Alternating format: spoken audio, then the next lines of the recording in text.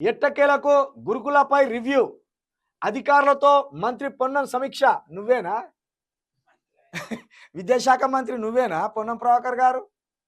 కుక్క చేయవలసిన పని గాడిద చేస్తుంది, గాడిద చేయవలసిన పని గుర్రం చేస్తుంది, గుర్రం చేయవలసిన పని దున్నపోతి చేస్తుంది. సెట్ అయితాయా? సెట్ అయితే అట్లా చేస్తే ఎట్టకేలకు గురుకులాలపై రివ్యూ అధికారులతో మంత్రి పొన్నం సమీక్ష. నిర్లక్ష్యంగా ఉండొద్దని ఆదేశం. 15 రోజులకోసారి రివ్యూ చేయాలని అధికారులకు చెప్పిన మంత్రి. అంటే ఇప్పుడు అధికారికంగానో అనధికారికంగానో మంత్రి పొన్నం గారిని మేము విద్యాశాఖ మంత్రి అనుకోవాలా? చెప్పండి ఒకటి. అసలు మంత్రి పొన్నం గారు ఏ శాఖకు సంబంధించిన మంత్రి? ఈ శాఖ మీద ఆయనకేం పని? అంటే రేవంత్ రెడ్డి మాట వినకుండా ఆయనే ఏర్పాటు చేసుకున్నాడా? లేకపోతే రేవంత్ రెడ్డి చెప్తేనే ఆయన ఈ రివ్యూ పెట్టిండా? ఏం చేస్తున్నారు?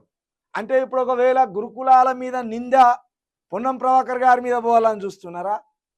పొన్నం ప్రభాకర్ గారు గురుకులాలలో ఏ సౌకర్యాలు లేవని రోజుకో హాస్టల్ నుండి రోజుకొక విద్యార్థులు ఆందోళనకు దిగుతున్నారు, అందులో గొడవ పెట్టుకుంటున్నారు.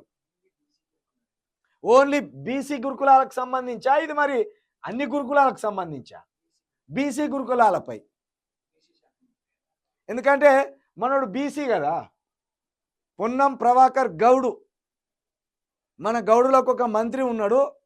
మన గౌడుల నుండే మొత్తం కాంగ్రెస్ పార్టీకి ఒక ఎడ్డు ఉన్నాడు ఇక్కడ, మహేష్ కుమార్ గౌడ్ గారు.